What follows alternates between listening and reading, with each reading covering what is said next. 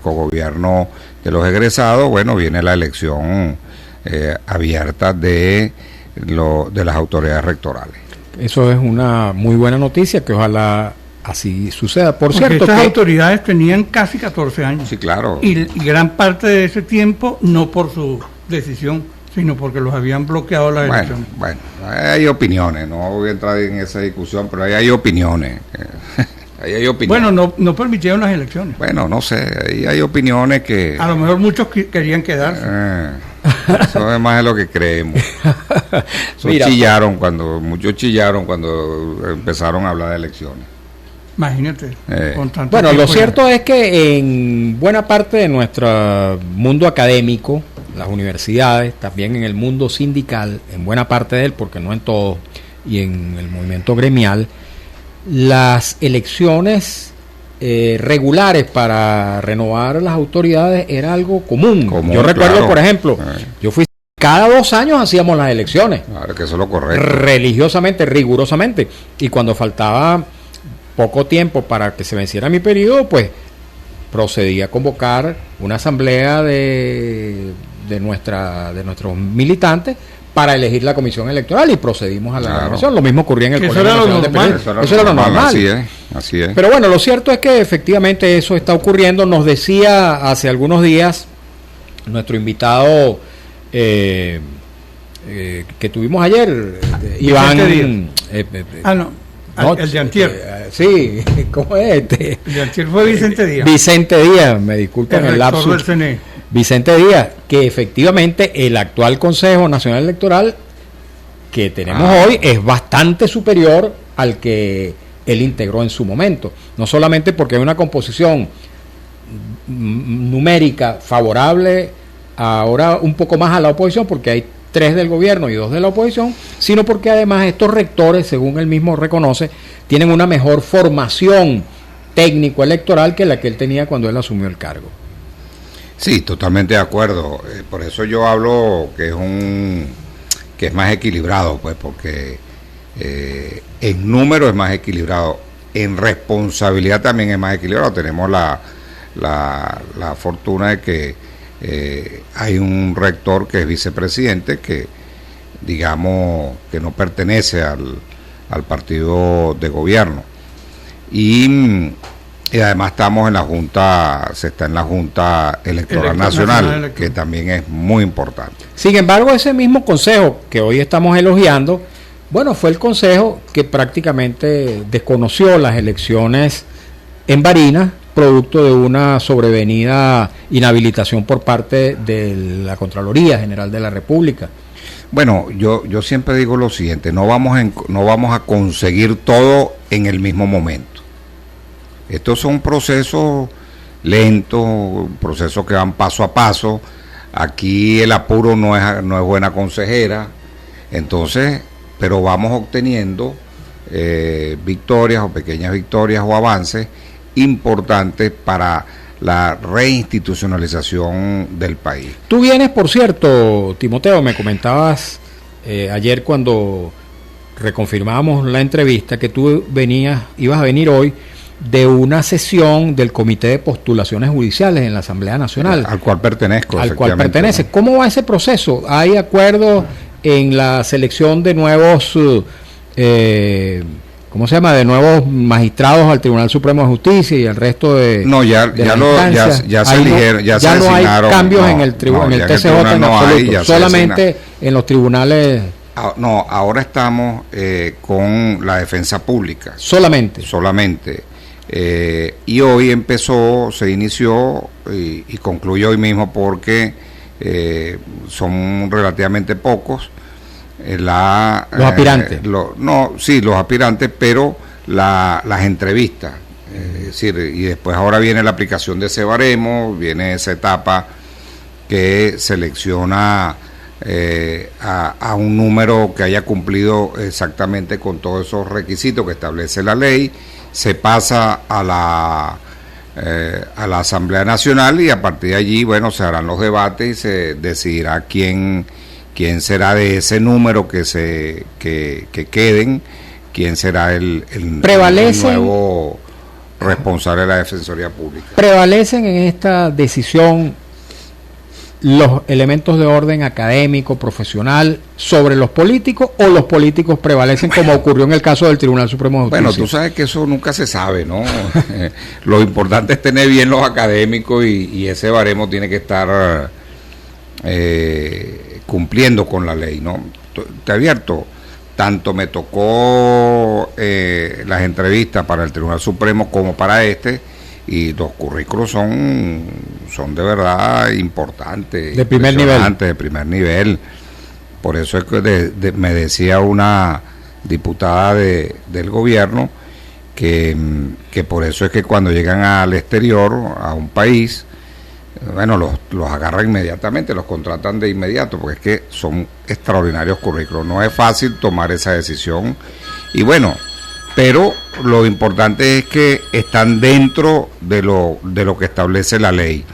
Es decir, no hay posibilidades de candidatos sobrevenidos que se puedan colar por fuera del lapso, ni nada de eso, ni que hayan estado en las entrevistas. Es decir, lo que hay, lo que va a ir a la asamblea, cumplen rigurosamente con todas esas condiciones. Bueno, y claro, yo no te voy a dejar de reconocer, Mario, que al estar en la asamblea un número determinado, 2, 3, 4, 5, 10, 15, 20, bueno, y cumpliendo con todos los requisitos, obviamente ahí habrá otra valoración que a veces se puede imponer. Pero lo importante es que cumplan rigurosamente con lo que establece la ley y eso creo que es bueno, pues. Bueno, habrá después, tú sabes, mayoría, minoría, habrá, bueno, eso es una negociación y bueno, y veremos quién pueda quedar, ¿no? Se corrió el rumor cuando se eligieron los magistrados del Tribunal Supremo que hubo personas, no sé si esto será verdad, me gustaría que tú lo corroboraras o lo desmintieras, que hubo personas que presentaron credenciales falsas. Hubo personas que presentaron titularidad, acreditaciones que no eran ciertas. Pero bueno, yo no vi ninguna de esas. No las vi. No, y ahí pero nosotros... Si son falsas tampoco vas a saber, no puedes saber. Claro, es que es muy difícil. Yo te puedo decir, fíjate, ¿cómo funciona? Funciona así. Primero el primer filtro, ¿cuál es? Ver las credenciales. Si reúnen todas las credenciales que indica la ley. Uh-huh. Ahí tú haces un despistaje y salen algunos, ¿no? Salen unos cuantos, ¿no? Ese es el primer filtro. Ese es el primer filtro. Y ahí efectivamente, yo no te puedo decir que habíamos detectado cuestiones falsas, pero sí que faltaban, ¿no? Sí que le faltaban requisitos. Bueno, eso sale, ¿no? El segundo filtro que lo tenemos que hacer, porque nos lo indica también la ley, es ver si en los distintos órganos de seguridad del Estado y en fiscalía, etcétera, hay algún tipo de medida que tenga alguna de estas personas. Bueno, también ocurrió, había gente con determinadas medidas que los inhabilitan para ejercer el cargo lo dice también la ley, no pueden tener ninguna cuenta con la justicia. Entonces esos también salen, y luego en la cual el comité dice viene la entrevista. En la entrevista tú aplicas un baremo también que te lo indica el reglamento, y ahí también sale otro determinado número que es también importante, porque se van imponiendo los que tienen más, por decir, más currículum que otros, ¿no? Entonces, en la aplicación del baremo, eso también influye. ¿Esas entrevistas las hacen ustedes colectivamente o son diputados individualmente que entrevistan? No. Ahí se organizan los grupos donde hay, digamos, un equilibrio de la representación de la fuerza y también de la sociedad civil, y entonces ahí se distribuye el número de postulados por cada grupo. En aquella oportunidad se constituyeron 4 grupos. ¿Por qué? Porque la representación opositora en el Parlamento, en ese comité, somos 4. Entonces, por esa razón se elaboraron los 4 grupos, y no se puede iniciar las entrevistas si no están los dos, por lo menos uno y uno. ¿no? Okay. Un representante de cada lado. Bueno, y luego que nosotros, que se escogen un determinado número que pasaron ese filtro de las entrevistas y todo esto y baremos, eso va al poder moral. El poder moral hace otra revisión y bueno, de acuerdo a la ley, no es que estamos obligados a asumir lo que diga el poder moral, pero dependiendo de lo que de la gravedad de la observación, asumimos. En este caso hubo muy poco, 2 o 3 nada más, que hubo observaciones y nosotros accedimos a esas observaciones. Y luego eso pasa definitivamente al Parlamento y bueno, ahí viene pues la decisión, ¿no? Pero yo no, ahí se cumplió rigurosamente con esa... Después del defensor público, ¿hay otras instituciones que van a nombrar? Bueno, esto va andando, ¿no? Va andando, pero no hay fecha sobre. No hay fecha. Hay unas reformas de unas 8 leyes en la cual vamos a seguir mirando qué otras responsabilidades va a tener este comité. Este comité tiene una vigencia de 2 años, que es importante.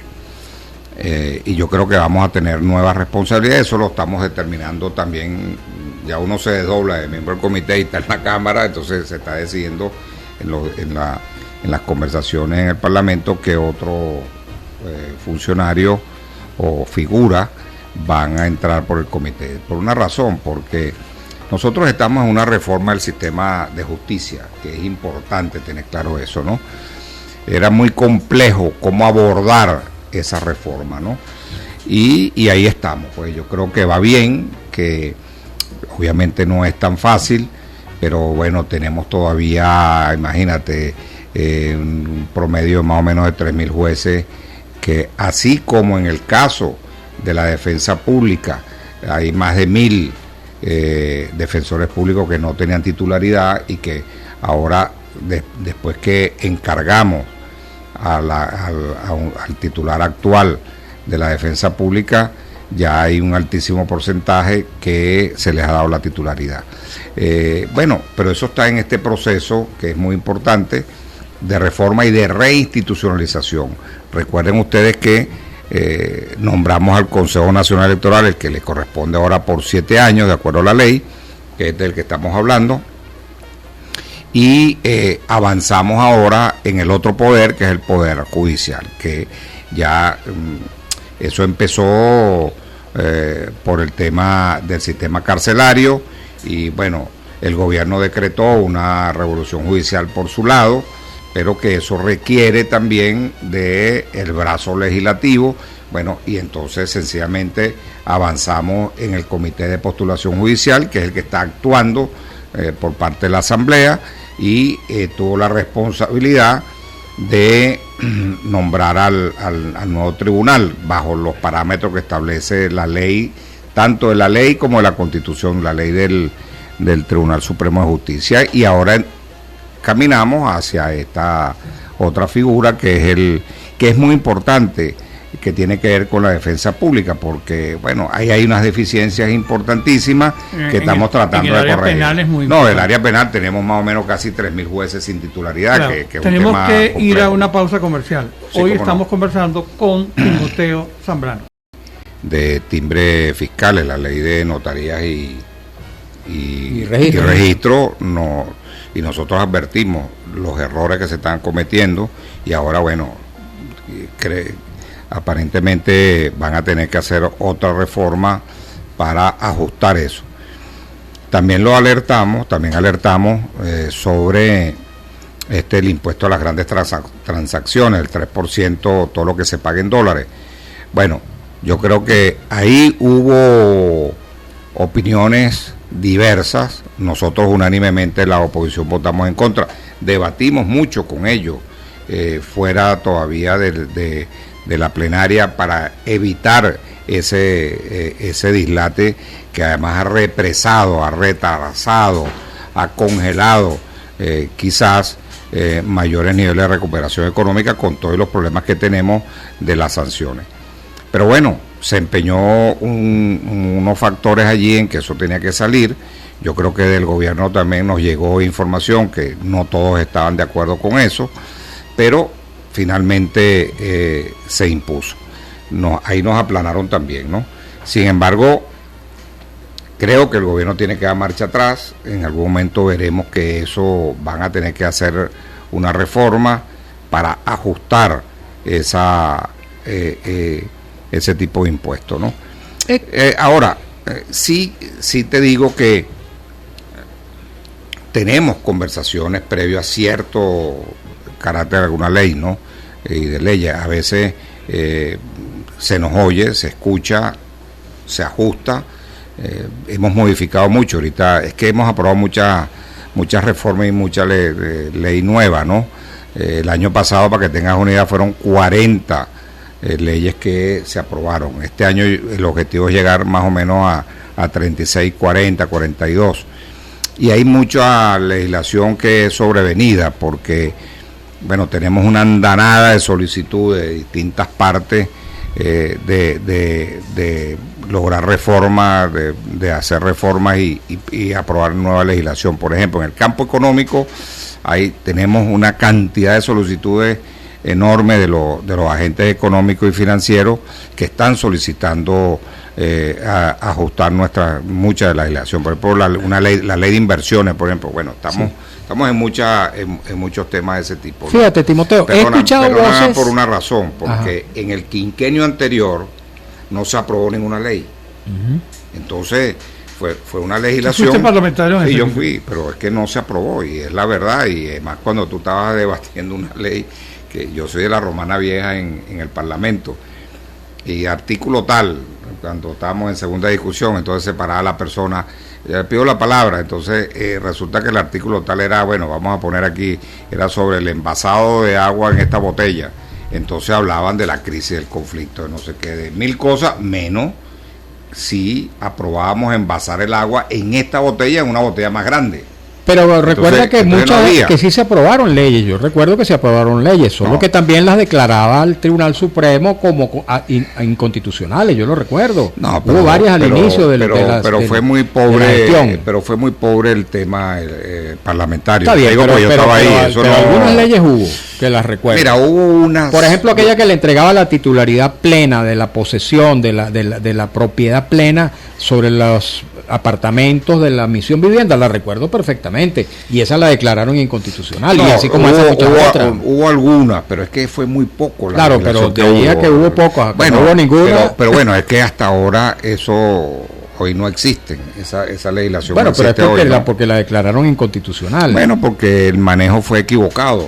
Sí, yo creo que ahí caeríamos en el otro asunto, ¿no? Ahora fíjate, Timoteo, he escuchado algunas voces de oposición que dicen que desgraciadamente la única voz que parece de oposición en ese Parlamento es el diputado del Partido Comunista, porque el resto de los factores políticos de oposición que están en el Parlamento más bien riman mucho, están como mucha sintonía con la fracción parlamentaria mayoritaria, que es la del gobierno. Incluso ese diputado no se le oye la voz porque no lo dejan hablar. No lo dejan hablar. No, yo estoy en contra de eso, pues que no hable, ¿no? Pero yo entiendo que eso es un conflicto entre socios, entre familiares. Eso es así. Hasta ayer estaba él tiene 20 años respaldando todo lo que ha hecho el chavismo. Entonces, no me van a decir que es como el que se está muriendo y ha cometido atrocidades, entonces en el último segundo se arrepiente y va al cielo, porque se arrepintió y rezó un Padre Nuestro. Tampoco es así, ¿no? Entonces, sin embargo, yo creo que él tiene un derecho como parlamentario de hablar y decir lo que él piensa y lo que él quiere. ¿Y ustedes se lo han exigido al No, nosotros no hemos estado de acuerdo y se lo hemos dicho a la fracción. Eso lo ha hecho nuestro jefe de fracción siempre, ¿no? Se ha quejado de eso. Mira, es que depende, mira. ¿Por qué se dice que ustedes riman demasiado? No es que rima, no. Bueno, esa es la mala intención, ¿no? Ese tú sabes, ¿no? La cuestión, el cuchillito de palo de decirnos que nosotros rimamos, ¿no? No, dicen peor. Bueno, dicen peor, pero eso depende de la visión, cómo llegamos y qué queremos lograr. Okay. Lo que pasa es que el extremismo poco lee. dispara de la cintura, ¿no? Siempre ha sido así, ¿no? Y no aceptan que nosotros ganamos esa... practicamos la política y ganamos en el 2021, ganó la política, ¿no? ¿Qué pasó? Cuando nosotros fuimos a las elecciones del 2020, las elecciones parlamentarias, nosotros teníamos claramente una estrategia. ¿Cuál era la estrategia nuestra en la mesa de acuerdo, en la mesa de negociación?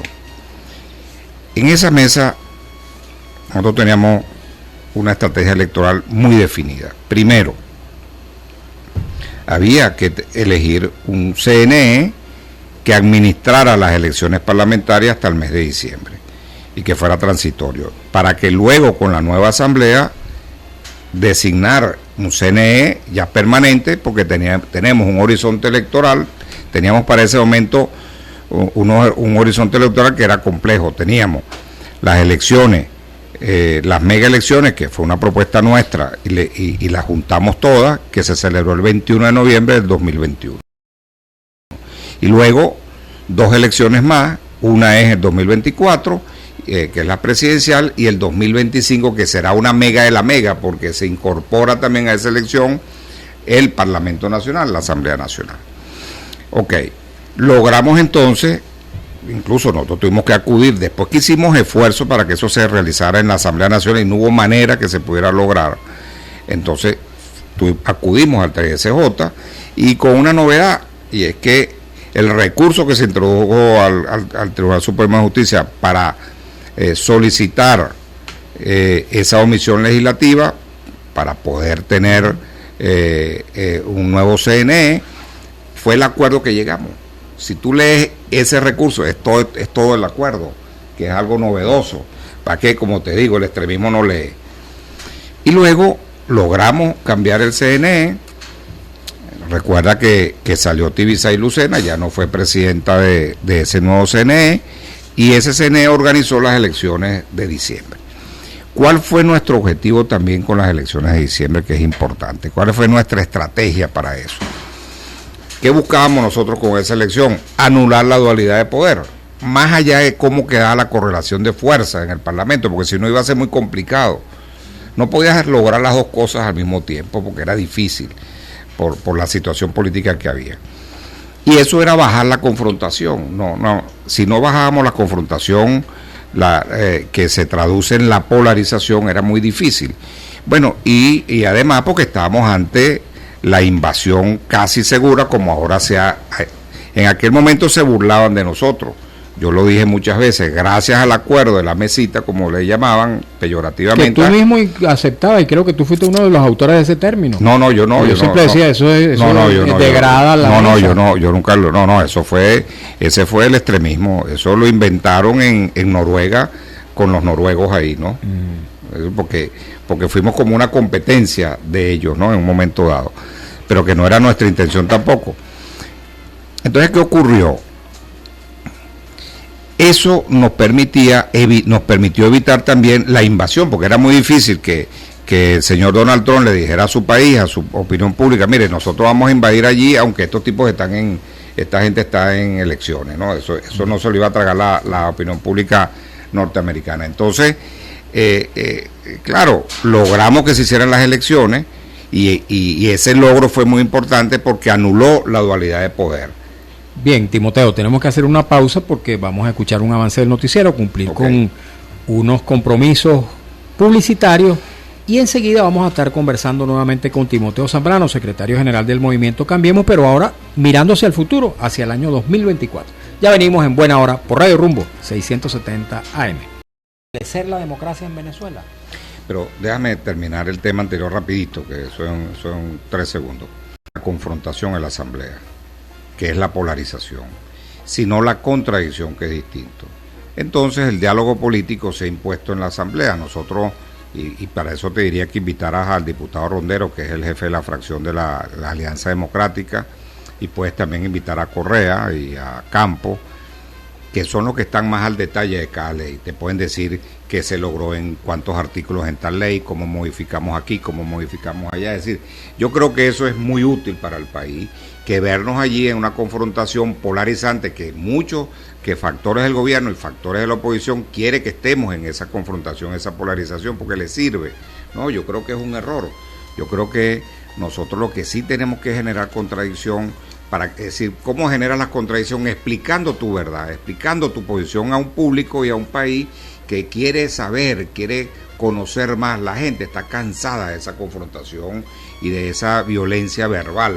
Entonces, esa es la ruta que nosotros hemos escogido. Nosotros no vamos a escoger la ruta que quiere el G4 ni otros factores del gobierno para polarizar y confrontar. Eso no creo que sea útil. Si la gente está cansada de la confrontación, de los odios, mellizales, etcétera, ¿por qué ocurre que en nuestro país todos los factores de oposición se reúnen con el gobierno, pero no se reúnen entre sí? Bueno, perdóname, nosotros reconocemos a esa parte de la oposición, nosotros le hemos dicho siempre, nosotros reconocemos al G4, lo que no estamos de acuerdo con sus políticas y no la vamos a practicar nunca y ahí no estaremos.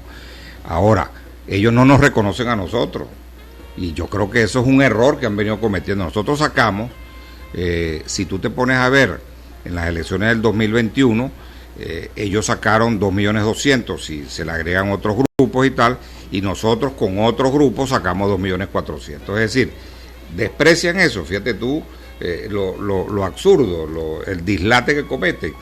Y algo más, nosotros hubiésemos ganado, si tú ves esa cifra, 14 gobernaciones, que se lo propusimos, vamos a ponernos de acuerdo, no hablamos de 14, hablamos entre 10 y 12, y desaparecieron después de las reuniones, pues yo asistí a esas reuniones, y desaparecieron, y después aparecieron como 4 días antes de las elecciones, ya era imposible hacer ningún arreglo, y le dijimos, mira, no es posible. Claro, yo los entiendo en alguna cosa, ellos llegan ahora al país y no conocen las nuevas normativas, las reformas, lo que está pasando, es decir, llegan de pronto como unos extranjeros. Hasta María Corina quiere ahora participar en las elecciones. Eso me parece muy bien, si es que, y ojalá que participe en el nuevo diálogo y que Guaidó participe en el nuevo diálogo. Yo en eso, pero yo he dicho siempre, dialoguemos, si es que eso es lo más importante, y ojalá, para eso tenemos 2 años. Y ahora entramos en la materia que tú hablas del 2024. Yo creo que no es fácil que tengamos un acuerdo orgánico, un acuerdo estructurado, digamos, como lo que tuvimos en el 2015. Yo no lo veo fácil porque ahí hay factores que yo creo que no van a participar en las elecciones, por lo tanto no les va a interesar entrar en un acuerdo. Yo creo que ¿quiénes crees tú que no van a querer participar? Yo creo que Guaidó y Leopoldo López no van a participar en ese proceso electoral. Sin embargo, sí creo que PJ va a participar, creo que Nuevo Tiempo participa. Y en AD, bueno, tú sabes, ahí está la situación de la división, pero ya la decisión del TSJ y la militancia de AD se decantó por el liderazgo que tiene el propio Bernabé. Es decir, yo creo que eso quedó resuelto porque la decisión era que ellos, todas las 2 fracciones tenían que ir a unas elecciones que fue convocada y lo que decidiera el pueblo adeco, ese iba a ser la directiva, y entiendo que la otra parte no participó. Bueno, eso es lo que yo veo así por encima, pero no me quiero meter en ese enredo que hay ahí. ¿Ustedes participarían en unas elecciones primarias convocadas por la llamada plataforma unitaria? No, nosotros, no. La alianza ha dicho claramente que no, o sea, todavía no hemos sacado a la luz pública el comunicado, pero nosotros resolvimos en una de nuestras reuniones que no, que nosotros creemos que debe escogerse por consenso. Y eso, bueno, eso implicaría mucho debate, mucha discusión. La Alianza Democrática es Cambiemos, Acción Democrática, COPEI.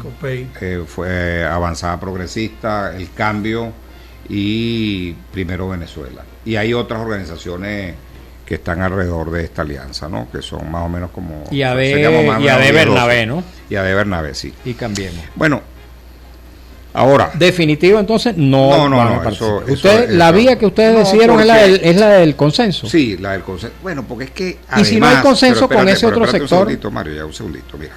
Lo que pasa es que el planteamiento también excluyente que hace esta gente del G4 bueno, es desconocer a todos los demás. Ellos, eso es una elección de yo con yo, como dice el proverbio popular. Entonces, ellos controlan todo, controlan la comisión electoral, controlan el proceso técnico completo, ellos mismos cuentan los votos y ellos mismos dan el resultado. O sea, eso, y el desconocimiento total de todo lo que no sea de ese G4. Ok, ahora, suponte, entonces, hay la primaria. ¿Ustedes no participan en esa primaria? Déjame, van al consenso. Pero el consenso entre ustedes... Pero ya va. O incluye es que si no me deja, G4. Dale, que te explique, tú estás elucubrando para ti mismo, estás yo con yo. No, te estoy preguntando. No, es que tenemos que hacer una pausa en un momentico. Lo que yo creo es que esos son dos mecanismos que van a estar jugando. Uno de esos mecanismos, que es el consenso, puede aplicarse a un esquema que yo veo que puede producirse. Yo creo que aquí puede haber un outsider, que no va a ser por la vía de unas primarias controladas y reducidas como la que ellos están planteando. Yo creo que el país quiere algo distinto, no que venga del liderazgo político. Lo que quiere es que el liderazgo político acompañe lo que ese país quiera. Entonces, puede ser por la vía del consenso que nos podamos adherir a una propuesta que venga de la gente, que venga de ese 60% que no quiso votar en el 2021. ¿Qué nombre supones tú? No, yo no tengo nombre porque se anda caminando por ahí, aquí abajo bajamos y de repente va caminando, nos pasa por enfrente y nosotros no sabemos. El próximo presidente de la República. Puede ser. Ahora, Bernabé ya está lanzado. Bernabé ha dicho que él va a ser candidato en las elecciones del 2024. Yo no voy a entrar a hablar de ninguna candidatura. Yo hablo de los... Pero digo porque yo creo... pero claro, consenso, por eso yo hablo que el consenso puede ser también un outsider. Ahí todos tienen candidatos, yo creo que menos nosotros Cambiemos, ¿no? Nosotros hablamos del tema del... y creo que es bueno, yo no cuestiono eso, yo creo que eso está bien, pero creo que la coyuntura política que tenemos por delante, al menos que eso cambie en el próximo año, en los próximos meses, pero si eso no cambia, sin duda alguna, el outsider es una realidad que está ahí. Las encuestas lo están indicando, el 62%, aunque yo vengo diciendo esto desde hace 3 años, porque situaciones políticas como la que vive Venezuela en otras partes del mundo, bueno, la propia Ucrania, han generado que son outsiders los que al finalmente han terminado ganando una elección. Yo eso no lo veo mal, eso puede venir del sector político, del sector empresarial, hombre o mujer, de la academia, de los medios de comunicación, del propio partido de gobierno. Bueno, eso ya lo he oído varias veces, puede venir, pero no quizás de la nomenclatura, pero sí del descontento. Eso pudiera ser también del descontento. O sea, que es que lo que tenemos por delante, Mario, es mucho más grueso de lo que nosotros mismos creemos. El haber creado estas condiciones, el tener normalidad política interna, más no quiere decir que tengamos normalidad internacional. No tenemos normalidad internacional y ese es un objetivo que tenemos que lograr, pero normalidad interna sí ya tenemos. Ok, tenemos que hacer una pausa rapidito, vamos a escuchar un avance del unos compromisos comerciales y enseguida regresamos para rematar esta conversación con Timoteo Zambrano, secretario general del movimiento Cambiemos. Queridas amigas, en buena hora... Este programa es un peligro porque tú dejas abierto todo ahí. Conversando con Timoteo Zambrano, secretario general del movimiento Cambiemos, quien nos ha anunciado que ya oficialmente no hay un comunicado, pero ya la llamada Alianza Democrática ha decidido que no va a participar en este proceso de elecciones primarias que ha estado promoviendo la plataforma unitaria y que ellos van a elegir su candidato por consenso, por vía del consenso. Eso es, Mario y el amigo Timoteo, hoy, en el 2022, porque no sabemos cómo se va barajando la cosa el año que viene. Sí, la política es muy dinámica, yo estoy de acuerdo contigo. Outsider puede ser del lado de la oposición, pero también puede ser de otro lado. Sí, también puede ser de otro lado.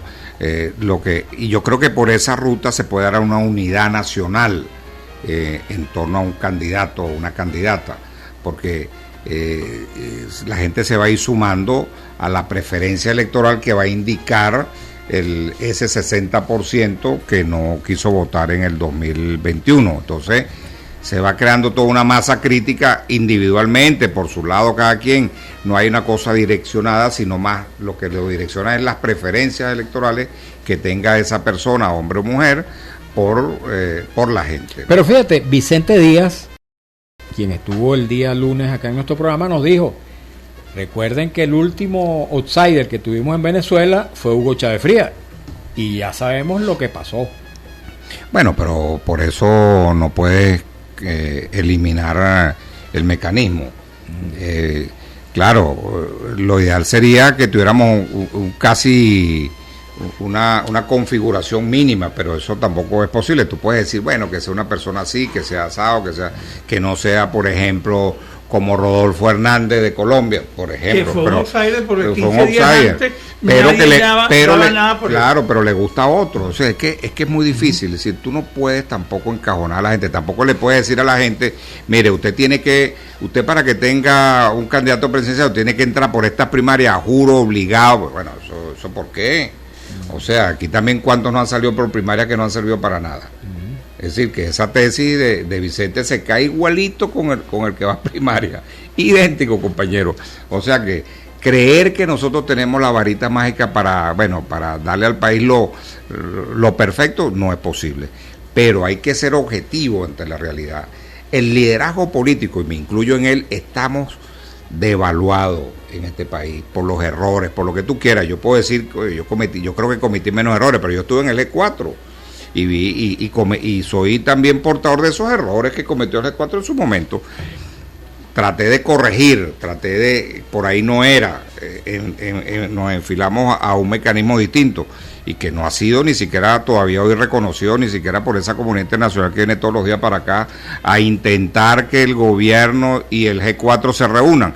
Y yo les he dicho, miren, no hagan tanto esfuerzo porque se reúnen de más, mañana, tarde y noche y todos los días. O sea, que para que pierden ahí, lo que deberían hacer es reunir a la oposición. Ahí sí sería bueno, interesante. Pero esa misma comunidad internacional que se ha polarizado y se comprometió en ese enredo de ese gobierno interino no encuentra cómo salir, a pesar de que nosotros le dimos la puerta de salida, porque la mesa de diálogo nacional le dio una puerta de salida. Y lo que hemos venido cumpliendo hasta ahora, y por eso yo defiendo que hoy tenemos una normalidad política, ha sido el acuerdo del 16 de septiembre del 2019. Eso es lo que nos ha traído hasta aquí, y estamos en la fase de reinstitucionalización. Bueno, y se lo he dicho a ellos, mire, si ustedes no se meten en esta ruta, que es la ruta de la política, bueno, ustedes no van a tener nunca una solución, ni que venga quien venga, porque, yo les he preguntado, si mañana es un hombre o una mujer de la Alianza Democrática que viene de ese mundo, porque haya apoyado estos acuerdos, entonces ustedes no reconocen. A un outsider ustedes no lo reconocerían porque no sale de las primarias del gobierno interino. O sea, tampoco lo reconocerían. Sí, para que tú veas el desorden mental que hay en la hora loca esa que se metió en este país. Porque tú dices, las primarias del gobierno interino, si hace un ratico decías que Leopoldo López y Juan Guaidó no van a participar en esas primarias, en esas elecciones. Perdóname, el G4 es el soporte del gobierno interino. Pero ellos tienen también sus cuestionamientos a Guaidó eso lo tienen, para mí tienen ellos que defenderse. Pero el soporte del gobierno interino es el G4. Pero las elecciones, nadie más. Claro. Yo te estoy diciendo lo que yo creo, pero a lo mejor mañana aparece Guaidó y Leopoldo dice, no, nosotros vamos a cal y canto a las elecciones. Bueno, no sabe, ¿no? Pero ellos que se defiendan. Pero ellos son el soporte del gobierno interino. ¿Tienen su contradicción? Si la tienen, yo presumo que la tienen, ¿no? Tampoco es que tengo un elemento, yo desde el punto de vista haciendo de analista, ¿no? De cómo veo el asunto. Y ese G4 se reúne y tiene conversaciones con el gobierno. Bueno, pero ellos mismos lo dicen todos los días. A cada momento, venimos a reunirnos, no sé qué y tal. Nosotros cuando nos reunimos con el gobierno, la Alianza Democrática, que es la que hoy en día es la mesa de diálogo nacional todavía, revisamos el acuerdo, cómo va el acuerdo y lo decimos públicamente. Ahora vamos a esta fase. Ahora, ellos nunca dicen qué tratan, qué acuerdan, qué dicen.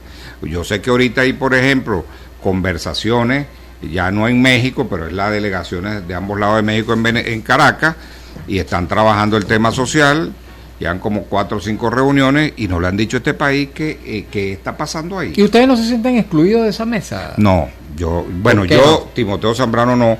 Bueno, yo sobre esa mesa tengo mis opiniones. Esa mesa yo creo que ya no debería existir. Porque la de México, ¿por qué? Aun cuando creo que ambas partes tienen que ir a México a cerrar bien eso, ¿no? Lo que ellos generaron allá. Primero, esa mesa se genera ¿por qué? Porque los Estados Unidos había decidido no tener conversaciones directas con el gobierno venezolano y buscó unos interlocutores, que es el G4, y por esa razón abrieron México. Y ahora que ya hay conversaciones directas entre el gobierno de Estados Unidos y el gobierno venezolano, desde ese punto de vista no tiene sentido México. Y lo segundo, lo que trata ahora de hacer la delegación del G4 en esa mesa es mantener México para vender afuera un conflicto que no existe adentro. Bueno, adentro no está ese conflicto en los términos que llegó a estar. En eso debemos coincidir todos. De esta manera que yo creo que sí debe ir las dos partes que generaron esa mesa a cerrarla bien, entre otras razones por el mismo México, que se ha portado muy bien, y por los países y gobiernos que apoyaron ese proceso. Bien, Timoteo. Muchas gracias. Se acabó el yo con yo. Sí, ya se acabó yo con yo. Mire, pero tienen que tener pendiente cuando hagan este programa, porque deja el teléfono abierto. Bueno, para que todo el mundo se entere de todo durante una hora completa, y aquí no hay secreto. Sí, muy extremadamente transparente. Un exceso de transparencia. Muchas gracias, Timoteo Zambrano. Gracias, hermano. Gracias, Timoteo Zambrano, secretario general del partido Cambiemos, quien ha estado en nuestro programa en buena hora.